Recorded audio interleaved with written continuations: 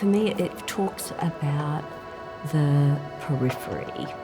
It talks about what's perhaps outside the main event, what's on the edges. And that resonated with my practice in different ways.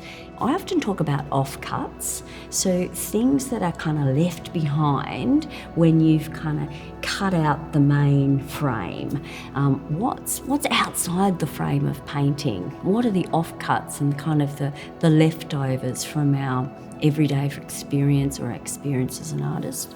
And then the word around, of course, conjures ideas of moving, of being around, the broader kind of social and political and communal environment that is around a practice as an artist.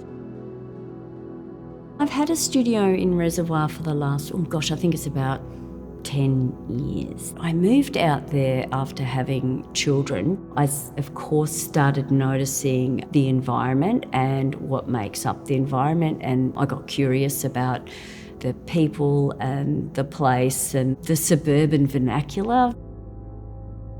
Between my studio and the house in front of the studio, there's a small garden and a big roller door to enter my studio. And I was noticing that the garden and the life of the garden, as in the bugs and the slugs, were kind of seeping in underneath the roller door. Often, actually, they were participating, I'll call it, or collaborating in the painting process. So I'd find kind of a snail trail across one of my carefully and with a lot of labour and time sort of painted surface. I'd notice this, or fly spots or whatever. I found that frustrating initially, and then I thought, that's kind of interesting, and it also seems apt to this practice, which is, in theory, interested and curious about the interruptions that we experience in our everyday life. I started not only noticing them, but literally painting these bugs onto the surface in a one-to-one scale. And then, as happens in a practice, you become aware of something, and the more you investigate it, often the more unwieldy the idea becomes. And that, for example, is what happened with the fly, which is now, featured across many paintings. And it started out just as this tiny fly on the painting, and then has become, as an idea and as a kind of rendering, much bigger in the practice. Still life has been pretty fascinating to me for a long time. It talks about death as much as it talks about life. Stillness and painting have an uneasy relationship. Of course, a painting is still, but we kind of imagine motion as we look at gestures and think about the way the artist might have made the work. I mean, it's just so exciting and so overwhelmingly resonant in so many ways, the idea of still life or unstill life in art and in life itself, that it's hard to avoid thinking about definitely as a painter, but as an artist for sure.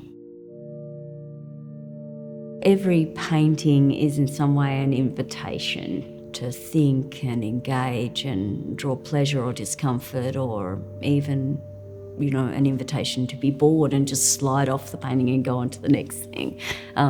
Invitation as well as threshold into a new way of seeing or thinking, perhaps. We're always on the edge of not knowing, and I think, in a way, drawing this frame that you are invited to sort of step through or into or past as an artist, hopefully is very relatable to all of us as we manage and walk through life. Disruption is part of my own life, my life as an artist, as a mother, as a teacher, as a citizen, as just sort of a person in the world. And of course, I try and bring that to my practice in a generative way.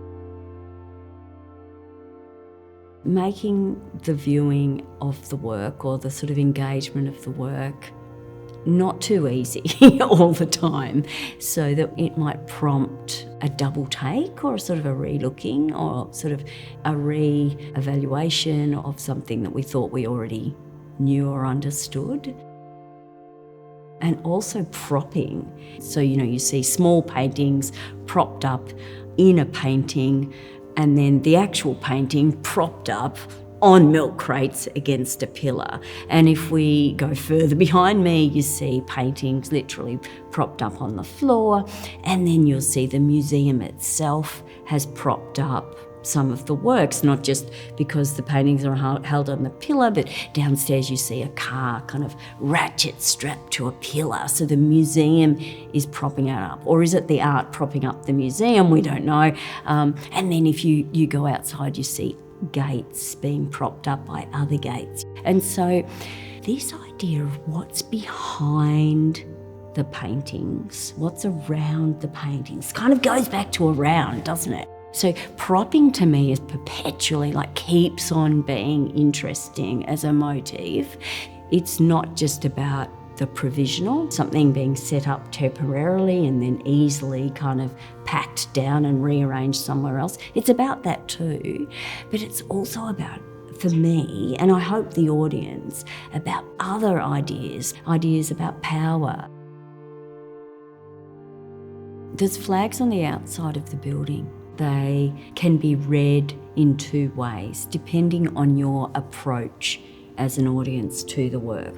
So in one direction, they read work, and then second one reads house. And in the other direction, they read house and work.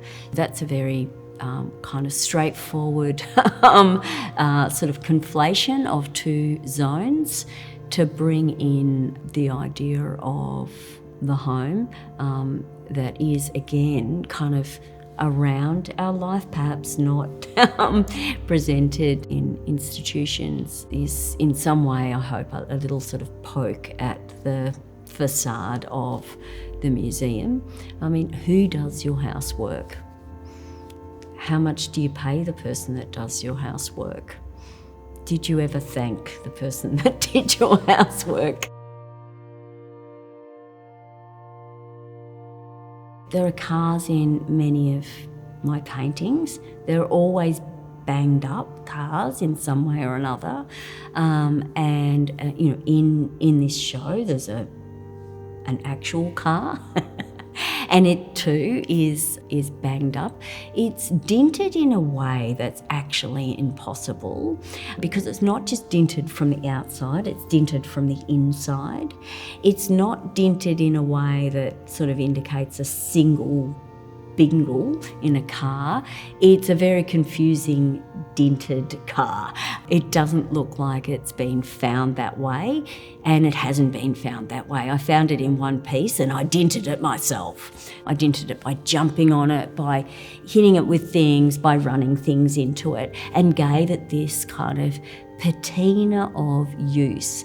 They're not catastrophic dints, they're not traumatic dints. Cars are often considered as bodies, and we talk about the shell of a car as being a body. Body work is kind of working on the car. I mean, it has the potential to keep moving, but it's a bit banged up. It's it has had there's obviously been accidents and disruptions to that forward motion. In theory, academically, you would say that a painting is never finished. We keep making the painting as viewers. Every time a new viewer looks at your work, that work is remade through the experience that viewer brings to the painting. Every time you make a painting, you're thinking about the next painting, and one painting infects or kind of spills over into the next painting. So there's this kind of endlessness to the practice of painting. So a painting isn't a full stop and absolutely finished. It's part of a broader practice.